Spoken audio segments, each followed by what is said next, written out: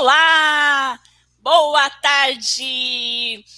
Hoje a live da Pericoco é um bate-papo pra lá de fenomenal, de da hora, com o professor Arnaldo Vieira, né? Né, Arnaldo? Ó, eu não sei se é da hora, porque a gente começa, pela nossa amizade, a gente começa a falar, vai longe o papo. Então, não sei se o pessoal vai gostar, mas vamos enfrentar, vamos lá. E olha, a gente já tinha engatado um papo aqui tão assim maluco que a gente tá até com medo do que vai virar esse bate-papo transmitido, né? Pois é. Arnaldo, tá, mas vamos falar de um assunto que é empolgante e apaixonante, pelo que a gente entendeu, para os dois, né? Sim, para sim. todo mundo que estuda comunicação, semiótica, enfim, né? Linguística, linguagem, que é o Marshall McLuhan. Sou fã desse cara, hein? Então, o McLuhan, nosso amigo McLuhan, desenvolveu uma teoria de comunicação, né? Fenomenal. Em 1960, cunhou o termo aldeia global. Em 1960. Um dos mais famosos, porque tem a outra frase dele que é mais famosa ainda, que é o meio é a mensagem. Sim, que é o que a gente vai falar, né? Isso. Então, em 1960 e hoje nós estamos mergulhados nessa realidade que ele previu lá atrás. Exatamente. E aí, como que você acha que, primeiro, o que você acha que ele pensaria hoje? Olha, é uma pergunta legal, viu? Porque eu acho que nem nos devaneios mais malucos do McLuhan, acho que ele imaginava que a gente ia viver uma era dessa, e principalmente no momento de pandemia global. Sim. Ele usou tanto o termo aldeia global, ele imaginar que, por exemplo, a gente poderia estar nesse momento, neste exato minuto, fazendo uma transmissão, usando o que ele vislumbrou, né? A transmissão de eletricidade em sinais de comunicação. Os últimos estudos da vida dele, ele tentava encontrar um caminho que justificasse a presença da energia elétrica. Olha que coisa doida. Ele imaginava que a história do século XX ia ser edificada por conta da eletricidade. Ele não deixa de ter certa razão, né? Sim. Mas eu acho que nem nos piores momentos das críticas que ele tomou, porque ele foi renegado, para falar a verdade, ele foi proscrito pela academia. Não, porque era muito avançado para a época. Claro, sim. Você imagina, numa época também que você tem a televisão naquela época falando sobre, são as primeiras sitcoms ou as primeiras experiências televisivas que falavam sobre ficção científica. Nos anos 60 você vai ter aí o Guerra dos Mundos, que foi filmado, depois Star Trek, e logo depois, anos depois, você tinha uma produção televisiva, vamos dizer assim, e a televisão era o grande veículo de comunicação da época, suplantando o rádio, principalmente nos Estados Unidos. E ele, por ser canadense, também vizinho ali dos Estados Unidos, você imagina, um cara começava a falar que dali a algum tempo o ser humano ia se comunicar mentalmente com o outro através de ondas invisíveis, ou pior, que o homem ia utilizar uma placa, olha que coisa doida, uma placa eletrônica. O único erro dele foi dizer que essa placa eletrônica ia ser no braço. Sim. Ele dizia que ia estar acoplada no braço. Erro e essa por placa enquanto, eletrônica... né? Erro por enquanto, né? Por enquanto. Por enquanto, sabe por quê? O Apple Watch que a gente usa, que é o reloginho lá, que a gente vê pulsação, que a gente vê quem escreveu pra gente, a gente vai aqui no pulso, né? A diferença da placa aqui é só... Ela crescia um pouquinho mais. Ele imaginou que os meios de comunicação iam ser aderentes ao corpo de tal forma que a gente ia se comunicar. Então, eu ia me comunicar com você mentalmente, o Wi-Fi tá aí, não deixa a gente mentir, e sem usar fio, por um meio que era uma placa condutora de informação. E essa placa me dá, por exemplo, como que eu ia estar com a saúde, quantos passos eu tinha caminhado naquele dia, o que eu tinha comido, o que eu tinha bebido, se eu estava cansado, a hora de eu dormir, a hora de eu acordar. qualquer semelhança com esse pequeno aparelhinho aqui Então, é total e plena coincidência. o Arnaldo, só que assim, o McLuhan fala, né, na teoria dele, que a nossa percepção de acordo com os meios muda, né? E ele fala até em meios quentes e meios frios. Meios frios. Bem legal, bem legal. Então, tipo assim, hoje, a internet é que meio? Pois é o morno. Pois é, eu também pensei nisso. É o morno. Quando ele quis falar dos meios quentes e meios frios, ele disse o seguinte: bom, ele imaginava que a gente ia estar exatamente reagindo aos estímulos, de uma certa forma, recebendo a informação através dos nossos sentidos. Então, para a gente, a grosso modo, resumir e desenhar para o pessoal o que seria, então, o meio quente e o meio frio. O meio quente é aquele meio de comunicação em que eu tenho um sentido elevado em máxima potência para receber a informação. Vou dar um exemplo. Cinema. Cinema, você está lá naquela tela gigante, numa sala escura, num ambiente confortável, mas a tela é muito grande, a imagem é muito impactante, o áudio é muito grande. Então, você tem até 2 sentidos em alta definição, como ele dizia, né? Você recebe aquela imagem que o cinema te projeta, você recebe como um susto. Já a televisão, por exemplo, ele considerava frio. Por que ele considerava frio? Porque a televisão, eu tinha muita informação num receptáculo muito pequeno, tá? E que aquilo não me chamaria tanta atenção. E é a mais pura verdade. Hoje a gente assiste televisão com o celular do lado, né? Sim. Você está assistindo televisão, mas olhando o celular a tiracola do lado. Ou seja, a televisão ela não é capaz de prender tanta atenção do que um filme, numa tela gigantesca. Ele dá um outro exemplo de meio quente, por exemplo, o rádio. Se a gente imaginar, lá em 1960, que o rádio era extremamente quente, porque nós ficávamos, o ouvinte daquela época ficava o tempo todo com o ouvido, tendo que ouvir bem, porque o sinal não era tão nítido quanto é hoje, então a pessoa tinha que se esforçar para ouvir às vezes, tá? E as informações que eram ditas no rádio faziam estimular a mentalidade, o cérebro da pessoa, a imaginação da pessoa. Então ela tinha que, naquele momento, ouvir, processar a informação. Se houvesse uma descrição, por exemplo, de um acidente, a pessoa ficava traumatizada, chocada. Meu Deus, olha aquilo aconteceu, porque ela imaginava na cabeça dela. Sim. Hoje, a internet até pode nos dar isso. Ela nos dá vídeo, ela nos dá áudio, mas às vezes ela nos dá com um delay, com uma resolução muito baixa, não muito precisa. Ela dá um monte de informação, link disso, link daquilo outro. Chega um ponto que eu tenho tanta informação que eu não estou usando o único sentido, como a audição ou como a visão. Então, aquilo se dispersa. Mas quando eu vejo uma imagem, por exemplo, de um acidente na internet, de uma batida de carro, ou quando eu vejo uma cena, sei lá, autoridade policial, como a gente tem visto recentemente, agredindo pessoas, aquilo mexe comigo. Então, ele caminha no limiar.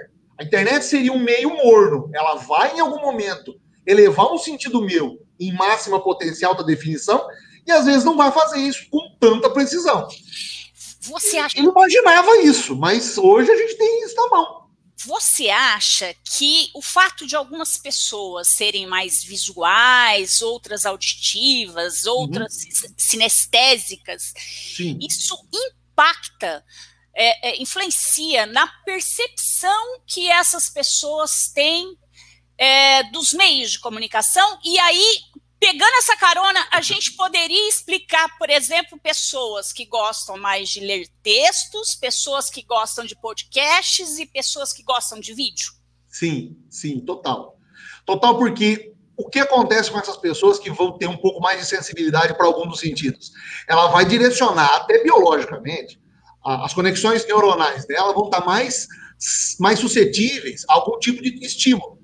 E a gente tem uma geração, está chegando aí, os millennials, que já nascem, parece que biologicamente, com alguns instintos mais aflorados, principalmente o da visão e o do tato, porque o contatinho com a tela garante isso. Eu tive um grande amigo, um professor na PUC, o professor Norval Baitello, que falava exatamente dessas gerações e como que essas gerações, que estavam vindo já pós-2000, como que elas eram mais suscetíveis a isso. O que você está perguntando tem toda a razão. O Norval já, lá no idos de 2005, 2006, ele falava e anunciava que alguns meios de comunicação vão causar, semioticamente falando, mas vão causar mais efeito numa pessoa do que em outra. E aí vem a questão da sinestesia. A pessoa que é capaz de ver cheiros, ou ela sentir gosto de cor, por exemplo. Há uma mistura cerebral dentro do sentido dela. Ela reage a um estímulo, e isso o McLuhan já tinha dito, nós reagimos aos estímulos a ponto de considerar mais importante o meio que eu vou receber o estímulo do que a mensagem pelo qual eu estou, a mensagem que está sendo enviada para mim. Então, esse cruzamento dessas conexões é muito claro para a gente hoje, através de tudo que a gente tem visto e dos estudos, inclusive neurológicos, casando com o que o McLuhan já dizia lá atrás, que o meio causava mais efeito, e mais recentemente, anos 2000 para cá, quando a gente começa a perceber crianças, inclusive, tendo uma aceleração cerebral a tal ponto de que ela consegue jogar videogame, assistir televisão, ouvir música no Spotify e falar no WhatsApp ao mesmo tempo. E quando você termina de perguntar para ela o que ela entendeu, ela te passa um relatório de tudo aquilo que ela ouviu, tudo aquilo que ela leu, tudo aquilo que ela entendeu. Ela tem essa capacidade. Talvez a humanidade está evoluindo num ponto que a gente vai encontrar esse prenúncio que o McLuhan diz para nós, de que a integração entre a comunicação eletrônica e o cérebro humano está muito mais perto do que a gente imagina, por conta desses sentidos elevados.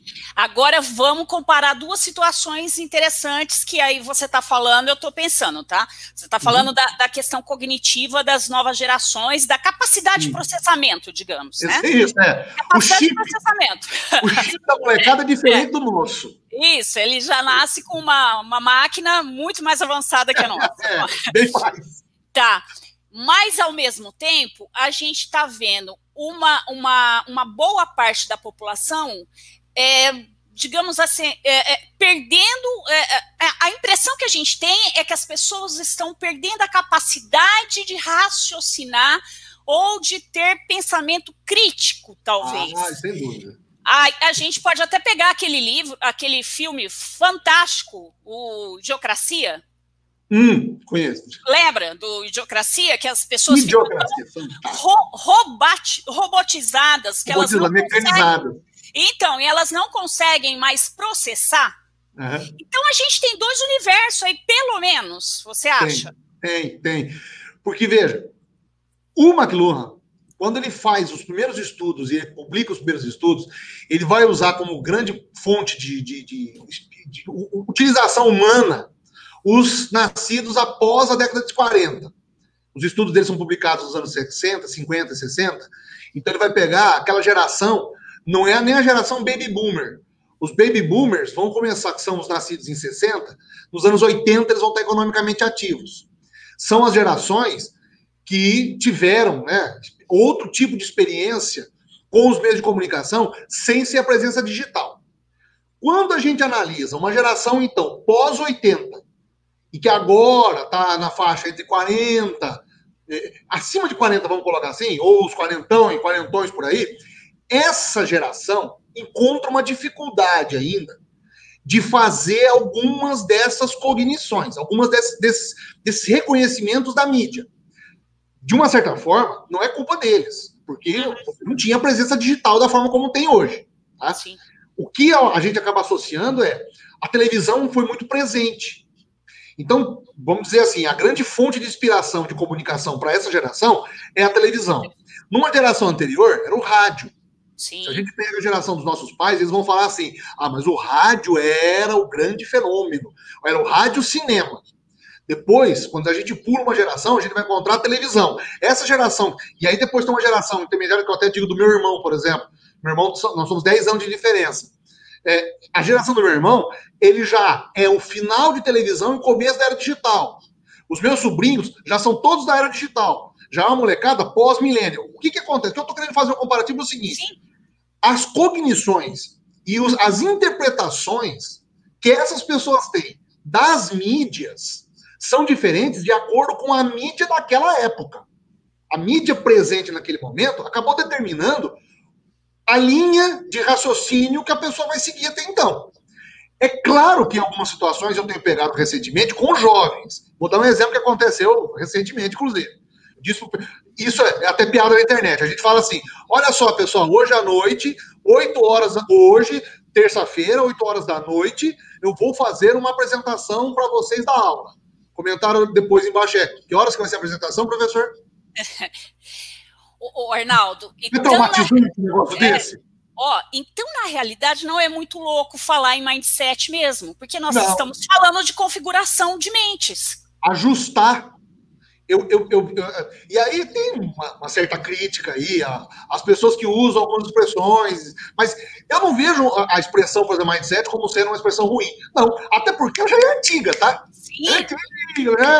A gente já usou ela lá um tempo atrás. É exatamente uma reconfiguração. Há um conflito geracional. Na minha visão, e alguns outros pesquisadores vão criticar as gerações e os meios de comunicação que estavam nas gerações. Claro que aí, você vai pegar casos como, por exemplo, McLuhan, que o cara foi muito além do tempo. E os futurologistas de hoje em dia já estão nos adiantando, inclusive, que meios de comunicação do futuro vão determinar a formação do Estado social, a formação da sociedade como um todo. O que o McLuhan falou, ele previa, ele olhou o cenário, rádio, cinema e televisão. Bom, a digitalização vai acontecer.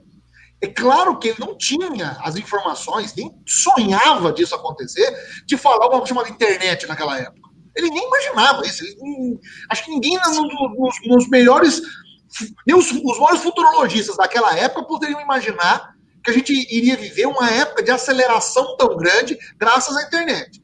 Mas o que é legal ele imaginar, e o que ele diz é, nós, no futuro, todos, a expressão que você falou agora há pouco, vamos ter a sensação de vivermos em uma aldeia global. Porque as relações que nós estamos vivendo hoje em dia, todas vão estar intercruzadas por conta dos meios de comunicação. Então, se hoje em dia você vai falar para mim assim, mas escuta, tem uma certa pessoa, tem uma certa geração que às vezes tem dificuldade de entender, mas se essa pessoa não mudar a sua linha de raciocínio, ele vai estar fora da aldeia global. Ele não vai viver da aldeia. E aí, então, pensando, no meio é a mensagem, qual a mensagem estamos passando através desse meio? Você quer pré ou pós-pandemia? Tudo junto e misturado, pode ser. Eu acho que a gente vai passar... Eu penso assim, o que a gente está vivendo agora é único, é histórico. Cada dia que passa, a gente está vivendo uma situação nova, até porque, de vez em quando, os governantes nos proporcionam isso, né? Cada dia tem uma novidade. Todo dia. Todo dia tem todo dia é um 7-1, como você viu. Sim. E, infelizmente, o Brasil continua perdendo, né? Exatamente. Então, o que eu acho, no fim das contas, a gente imagina o que vem pela frente e o que a gente está comunicando com essas pessoas. Eu me preocupo, às vezes, não é com o que a gente está comunicando, eu me preocupo, às vezes, com o que a gente não está comunicando. O que a gente não está dizendo. A gente, às vezes, está o tempo todo preocupado com uma imagem em redes sociais, por exemplo, que é uma imagem efêmera. Que é uma imagem que, se um dia o Mark Zuckerberg baixar a chavinha lá e acabar com o Facebook, acabar com o YouTube, acabar com o Instagram, acabar com o YouTube, a gente não vive. Nós não temos outra alternativa. Então, às vezes, muitas das pessoas alunos, inclusive, me perguntam em projeto de conclusão de curso, nossa, mas eu quero falar alguma coisa sobre era digital, o que eu posso falar? A primeira coisa que eu digo pro cara é assim, primeira coisa, você sabe o que é a era digital? Você já parou para imaginar que isso que você chama de era digital, a gente chama de realidade? Não tem como, é um processo sem volta, Soraya. Não tem como a gente considerar hoje que, olha, eu vou viver alheio às redes sociais. É a mesma coisa que não é usar energia elétrica. Ótimo. E puxando de novo o gancho do McLuhan. Quando ele vai lá buscar a origem, inclusive, da energia elétrica, de como que ele imaginou que o século XX seria, ele coloca a energia elétrica como sendo a linha que vai definir a história da humanidade, que a humanidade, então, estava falando até então, por conta da eletricidade. o que eu imagino hoje, a gente perde muito tempo, às vezes, se preocupando em comunicar para as pessoas aquilo que eu estou comendo, aonde eu estou visitando, o que eu estou comprando, e para esquecer, não, né? Esquece, de uma certa forma, entre aspas, de se preocupar com o que realmente importa eu comunicar para o outro. Às vezes é perguntar assim, você está bem? Você está num dia legal hoje? A gente perde um pouco, com as redes sociais, a gente perde um pouco de sentido de humanidade, Soraya. A gente, às vezes, hoje, os meios são tão dominadores, tão exigentes de uma imagem que a gente tem que passar nas redes sociais, que eu esqueço de perguntar para o outro se aquela imagem é verdadeira. Arnaldo, a gente cai naquela coisa, tão conectados e tão desconectados. Isso. Ó, em 2001,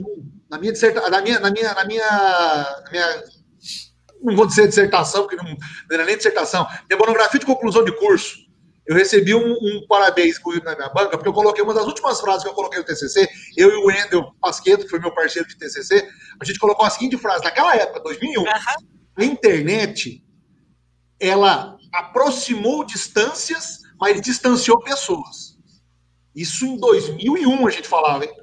Uma época que não tinha YouTube, que não tinha Facebook, não tinha nem Orkut. Não tinha nem Orkut. Arnaldo, é que a gente sempre pensou, né? Pois é, mas é só isso que faz a diferença. Ó, deixa eu fazer um comentário aqui. Ó, legal. Tem alguns comentários aqui, ó. Tá.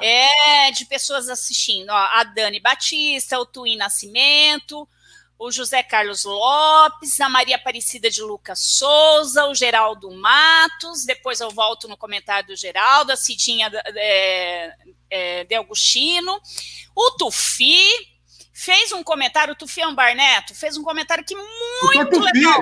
Doutor Tufi, olha só. Um dos motivos da dificuldade de interpretação é que as diferentes gerações utilizam linguagens distintas, são referências diferentes. Ou seja, nós estamos vivendo assim com COBOL, Pascal, HTML, WordPress, é isso mesmo? Só para a gente fazer um paralelo. Doutor Tufi falou exatamente tudo.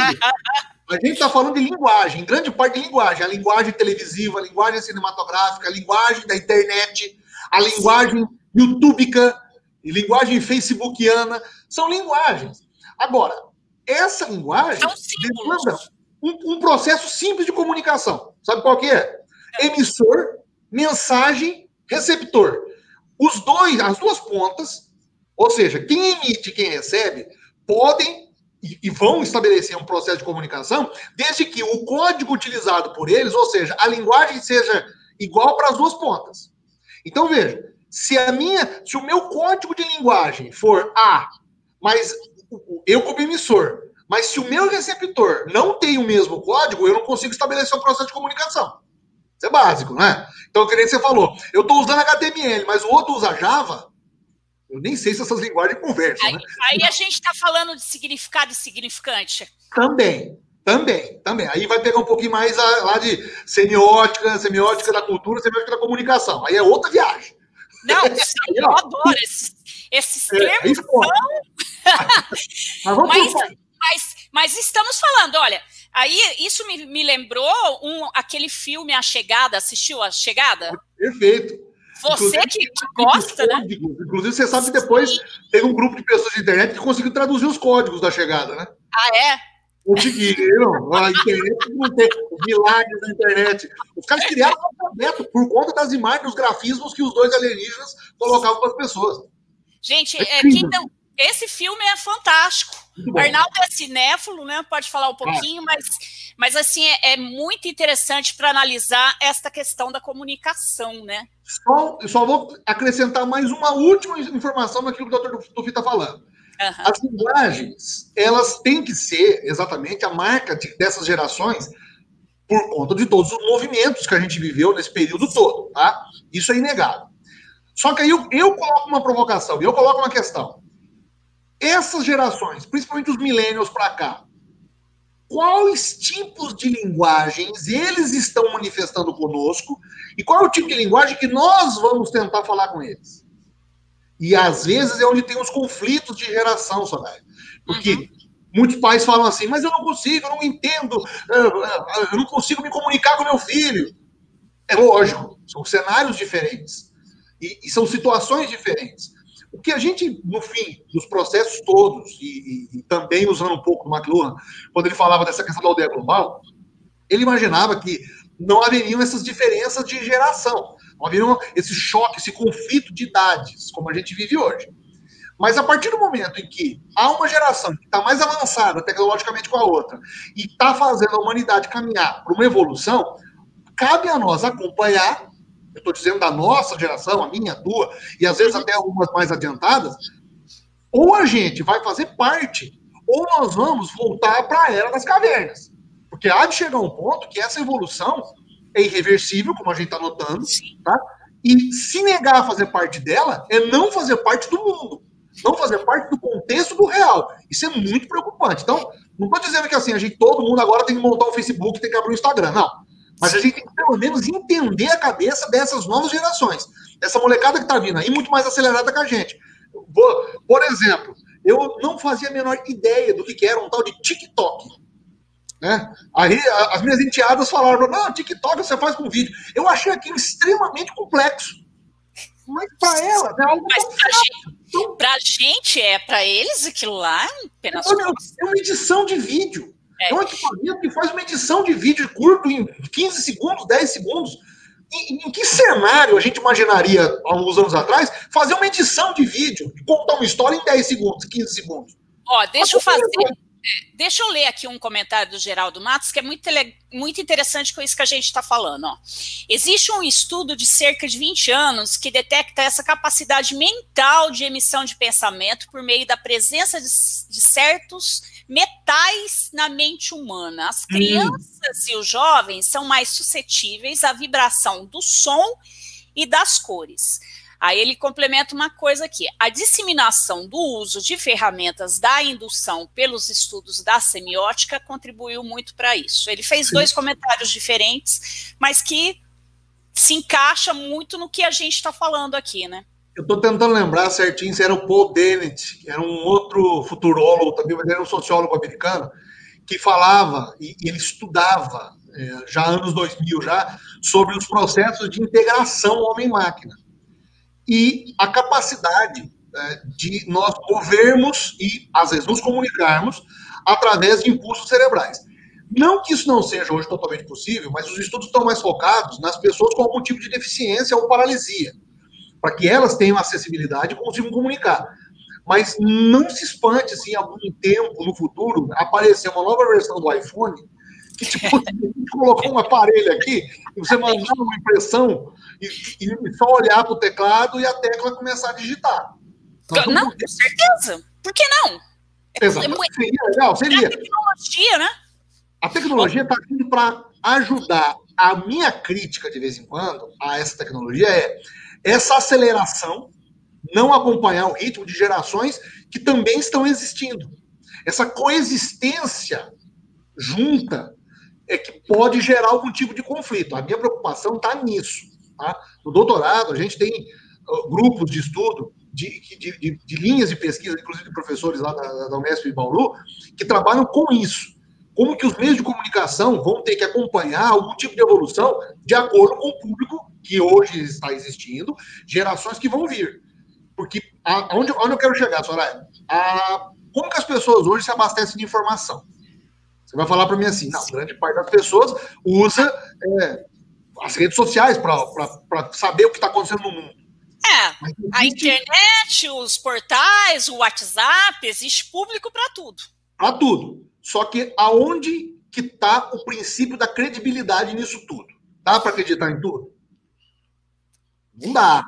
Mas, Arnaldo, em nenhuma época, mesmo quando a comunicação era só a fala, era possível acreditar em tudo. Mas há um espírito de verdade assimilada nos meios de comunicação tradicionais, que eles adquiriram com o tempo. Talvez a internet vá dar esse tempo. Sim. Talvez. Ó, a hora que a gente tava caminhando para acreditar, me aparece uma onda de fake news aí o tempo todo. Mas isso era necessário, porque isso daí é a mesma questão da fofoca, que sempre existiu, né? O professor meu Mauro fala assim que a fofoca, a única diferença da fofoca hoje em dia é que não tem mais um muro. Ó, pra gente encerrar, uma perguntinha da Dani aqui, que é, assim, muito pertinente com relação à comunicação, e é disso que a gente está falando, né? Legal. Porque a comunicação é interpretada, né? Então, por que é tão difícil para as pessoas se comunicarem e se fazerem entender, até mesmo nas questões mais simples? Porque as linguagens não são as mesmas. Tá vendo, doutor Tem o mesmo código da linguagem. Eu quero dizer uma coisa, o meu cérebro associou, eu já criei na minha cabeça a mensagem, eu vou transmitir isso e eu escolho o meio. Se o meio que eu quero falar para a pessoa é um meio físico, ou seja, se eu estou diante de uma pessoa, eu vou causar um feedback dela. Sim. Ou seja, eu acabo virando o meio e a mensagem que eu vou transmitir sou eu mesmo. Sim. Agora eu quero fazer essa mesma mensagem, por exemplo, fazendo uma videochamada.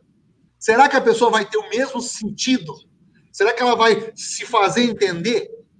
Essa que é a coisa mais legal de teoria da comunicação é você imaginar que, às vezes, o meio, como o próprio McLuhan disse, o meio que vai estabelecer o critério de verdade e de recepção da informação. Não, e outra, né, Arnaldo? Tipo assim, você está falando ali para a pessoa ao vivo, mas o tom da sua voz, as suas feições, o jeito que você se coloca, influencia nessa mensagem que você está passando também. Plenamente, plenamente.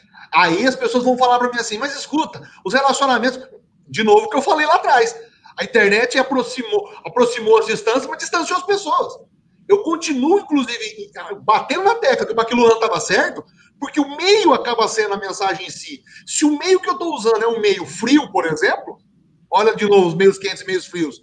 Se é um meio frio, eu vou causar uma reação fria.